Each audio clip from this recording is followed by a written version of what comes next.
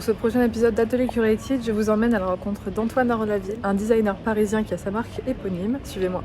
Donc, est-ce que tu peux te présenter? Je m'appelle Antoine, j'ai 29 ans et du coup je suis créateur de ma marque de mode responsable à Paris. Est-ce que tu peux me parler un peu de ton parcours études et ton parcours professionnel? Du coup au niveau des études, j'ai commencé par des études commerciales où j'ai commencé dans le luxe par le retail chez Gucci, Vuitton et ensuite je suis parti à New York pour mes études et après aussi au Panama où du coup je m'occupais des parfums Jean-Paul Gaultier, Prada, Paco Rabanne. Donc là beaucoup plus partie marketing et après voilà je me suis retrouvé dans le développement produit chez Céline, bijoux, lunettes, joaillerie avant de retourner dans la mode chez Lanvin et de finir chef de produit en fait chez Saint Laurent sur la maroquinerie. Voilà, j'ai lancé ma marque ensuite dans la foulée et aujourd'hui je travaille aussi en même temps en horlogerie Place Vendôme. Comment est-ce que tu as eu l'idée de créer ta propre marque? Alors j'ai eu l'idée en 2021 je pense quand j'étais chez Lanvin parce que à force de travailler avec le studio en fait je commençais à avoir de plus en plus d'idées que je voulais les noter, les dessiner. Ensuite c'est venu plus tard, fin 2022 où j'ai commencé à vraiment dessiner la collection et me dire que je pouvais passer du dessin au produit, m'entourer d'un modéliste, d'un atelier pour envisager ça vraiment comme un business en fait, me dire que ça va être ça ma vie. Là, je me suis lancé il y a 1 an et demi et voilà,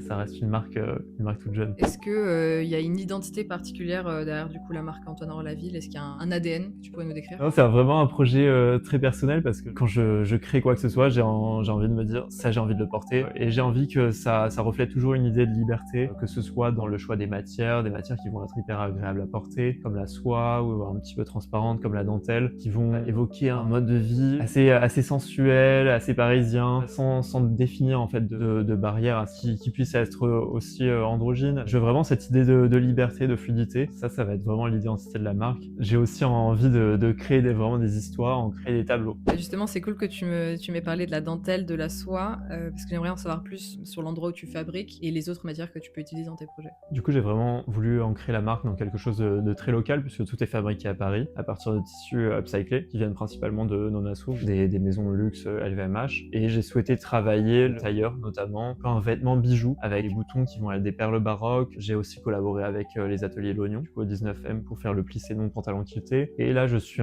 plus récemment en train de travailler le cuir avec mon premier sac. Justement, du coup, le sac Lasso, est-ce que tu peux m'en parler un peu plus? C'est un très beau projet sur lequel je travaille depuis 8 mois et qui est assez symbolique toujours dans cette idée de liberté. Le lasso, finalement, c'est un objet de pouvoir qui va permettre à la personne qui le porte de choisir qui a la liberté ou pas. J'ai adoré travailler ce sac qui a vraiment la corde qui fait tout le tour. On peut avoir en référence par exemple le hula hoop de chez Chanel qui a cette forme très structurée. Voilà, vraiment habiller le bras. Et dans les inspirations de ce sac, évidemment quelque chose de très équestre. J'ai également fait en cuir marron. J'ai appelé la couleur alezan, donc c'est comme la robe des chevaux. Et voilà, une association assez technique avec la corde. Et la corde, ça va devenir vraiment une signature de la marque. Donc voilà, j'ai hâte de sortir tous ces nouveaux produits. Du coup, aujourd'hui, comment tu vois le futur de ta marque? J'aimerais pouvoir en vivre. Et ensuite, le challenge, ce serait de réussir à faire que ce soit un fashion film ou un défilé, plonger les gens dans mon univers. Et je pense que ce qu'il y a de plus stimulant pour moi aussi, c'est de pouvoir travailler avec d'autres créatifs. C'est aussi tout le côté humain de la mode,